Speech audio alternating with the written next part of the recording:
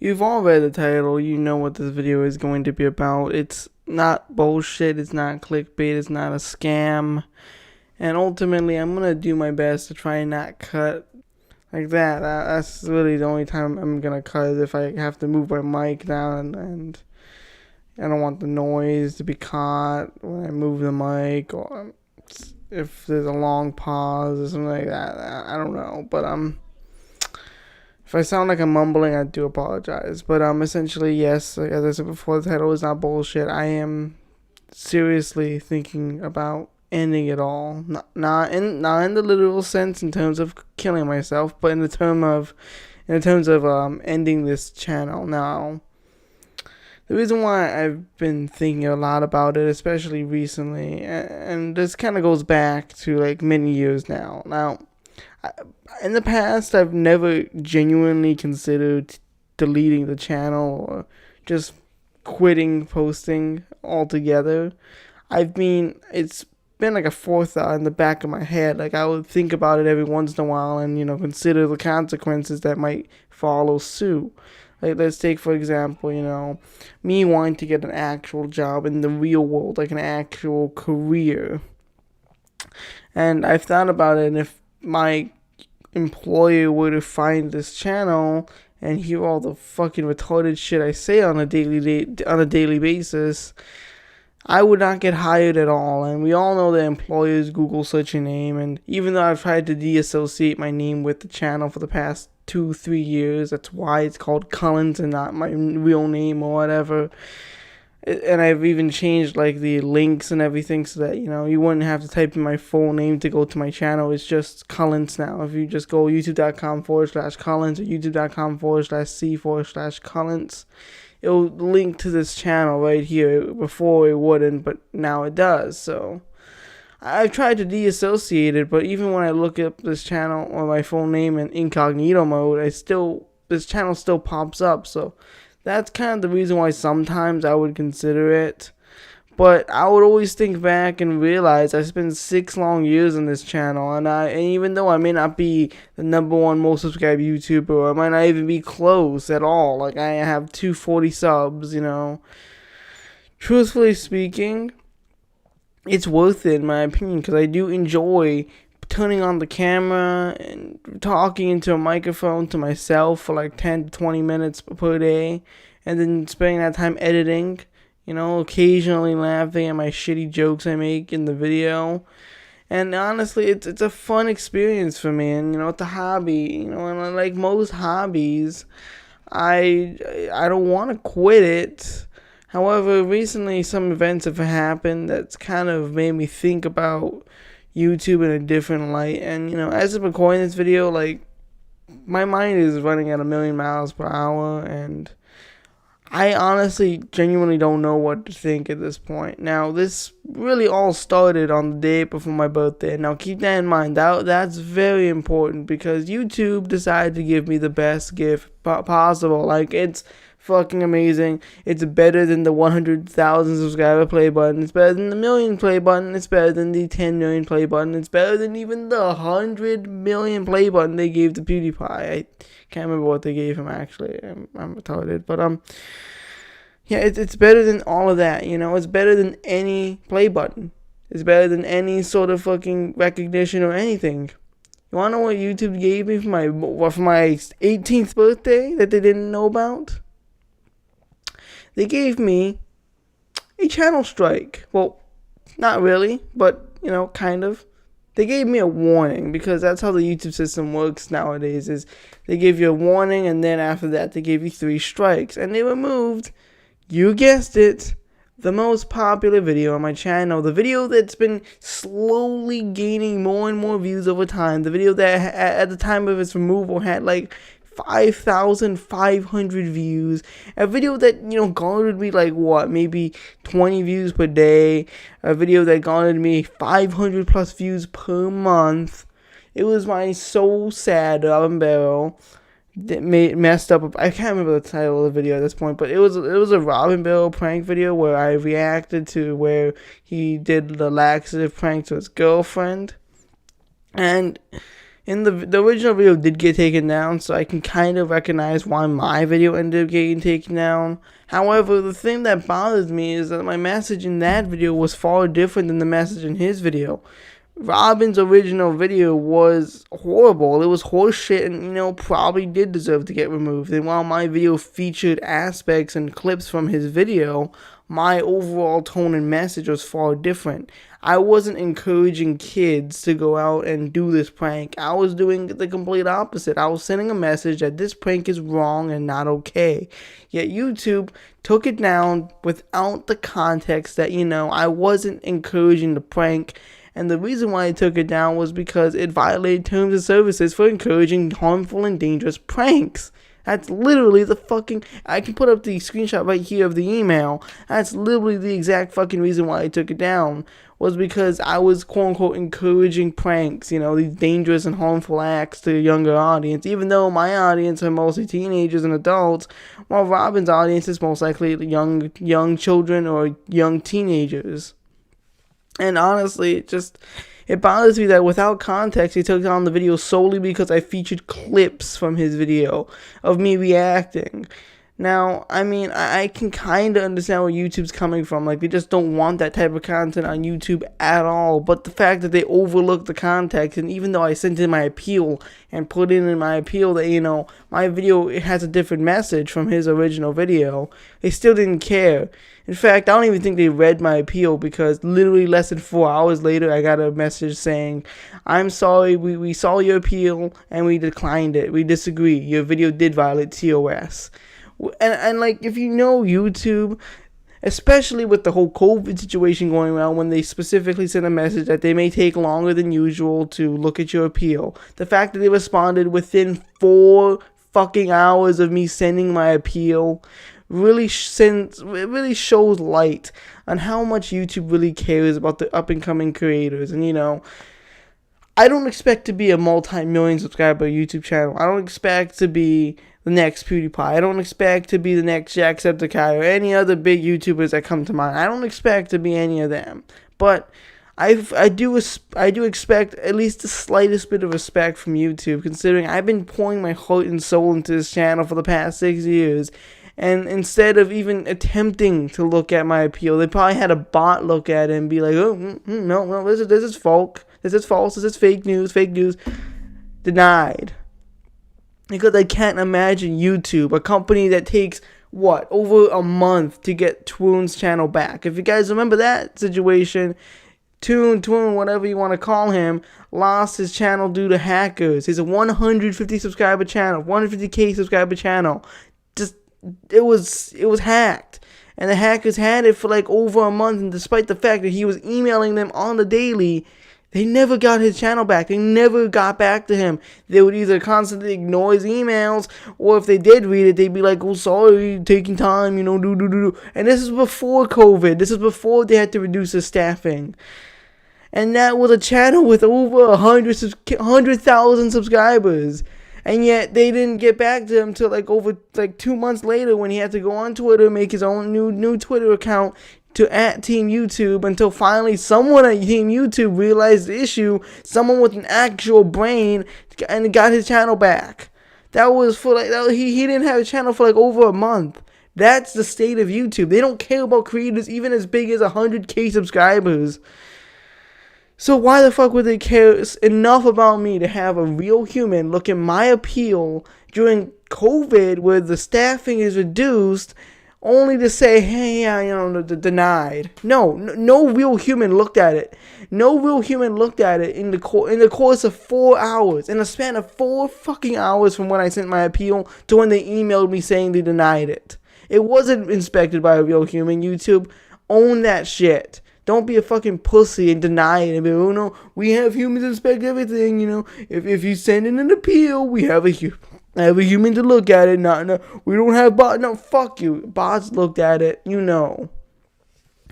And I wouldn't even mind if it took 2, 3, 4 weeks for them to send back my appeal. as long as it meant a human could actually look at it, because this was one of my most popular videos. But now it's not only about the views though, don't get that twisted. I'm not upset because I lost 5,000 views. I mean, I'm mildly upset, but the main reason why I'm upset is because it was a video that I took time and effort to make, and while the quality wasn't good, it was a part of the channel. And that's kind of the reason why I don't delete videos off this channel. If you go all the way back to my very first video, that is legitimately my first video. I have never deleted my first video. I've never privated it. I've never unlisted it or anything. My very first video is the very first video on this channel. And although I have privated and unlisted certain videos in the past, it's mostly because I didn't like it for one reason or another. Or maybe it was like in one video in particular, I remember it showed a license plate, so I had to, private that video because, it showed, it showed public, it showed information that I didn't want to be public, Other than like those very small niche situations, I don't delete my videos, I don't private them, I don't unlist them, For the most part, like, all my videos that have been uploaded to this channel are still there, and now that this video isn't there, that's part of my history missing. Even though it was one video, it's still part of the channel, it's still part of me, and now that it's gone, it's upsetting. And what's even more upsetting is I didn't have a copy of it. I don't have time or the effort to download all my videos and save it up and back it up because I don't have enough storage on my computer. YouTube just isn't helpful, and the terms of services are getting more and more vague. They're getting more and more just fucking retarded, and now it's hard for me as a content creator to, follow these terms and services if every time a little hiccup leads to them deleting my video and giving me a strike or a warning or something. And I don't like that. I want to be myself. I want to broadcast myself. And I want to, be myself and do what I want to do, which is, making commentary, talking about why certain videos are trash, talking about drama on the YouTube's ecosphere. This is what I enjoy talking about, and, I enjoy being myself about it, making a bunch of jokes while doing so, and whether you laugh at it or not, I enjoy making the content, and, it's garnered me a small audience, and, I appreciate that. And ultimately, like, another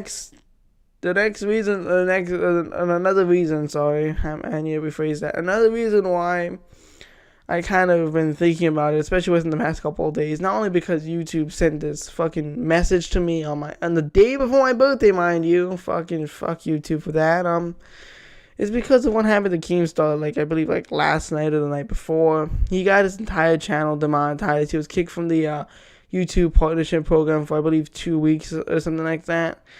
And it's all because of the fight between him and H3. And I don't fucking understand the mindset of YouTube. Like, when they demonetize a channel or they demonetize videos, they're literally losing out on money. Like, what the fuck don't they understand about it? Like, it's literally costing not only the creator money, but it's costing them money because they take a cut from every time, a YouTuber makes, a video and it gets monetized. They take a cut from that. So it's not only harming the creator, it's also harming them. So I don't know what retard at YouTube thought that was a good idea. But whatever, fucking whatever, I don't care. But the thing is, H3's channel, both his main channel, his podcast channel, and his podcast clips channel, so far has been unaffected, despite the fact that he's the motherfucker who started the whole drama. If that doesn't speak volumes, then I don't know what does. He's certainly protected here at YouTube because Keemstar had his entire fucking channel demonetized and kicked from the fucking partnership program, all because he re-uploaded Gokunaru's video, which, by the way, he censored out. He censored out everything. I don't know what the fuck is YouTube's problem. I don't know what the fuck is their problem. And sure, there's an argument to be made where he could have cut out the fucking clips at the end, the fucking part where Gokunaru shoots H3 or whatever. Whatever, fine. You can make that argument. I don't care. It just upsets me that nowadays on YouTube, you can't upload the content that you want. You can't, it just upsets me. How have we become such pussies on the internet? Remember back in 2009 when remember the old classic fucking MW2 lobbies, where everyone would be shouting the N-word and the faggot word or whatever at you when you fuck up, calling you all these sorts of horrible, mean names. And, they'd be like, oh, I fucked your mom, I fucked your mom, I fucked your dad, remember back in those days when, censorship wasn't as big of a deal, especially online, people would just be brutally loud and obnoxious and overall just have a good time. Back in those days, those were the days of YouTube. Those were the days of online entertainment. Nowadays, we become such fucking pussies, such fucking degenerate pussies, to the point where we can't even make a joke anymore. We can't even make a joke. We get so fucking offended, or the little fucking pussies get tied up into a fucking knot, and we have to go on the internet and scream out loud to our audiences that, oh, so and so said a naughty word towards me. Oh, so and so he said something mean about me. He's cyberbullying me, motherfucker. If someone's cyberbullying you, turn off your goddamn computer, okay? They're not coming up to your house and shooting guns at you. Fuck. Don't be fucking pussies. It's a fucking internet beef. What the fuck is your problem? That's the thing that bothers me about cyberbullying, is how people take it so seriously. And honestly, if you're genuinely getting affected by cyberbullying, then you need to see a therapist. Because that is a serious issue right there. Because if you don't have the cognitive ability to just close your laptop and ignore what these assholes on the internet are saying, then something is clearly wrong.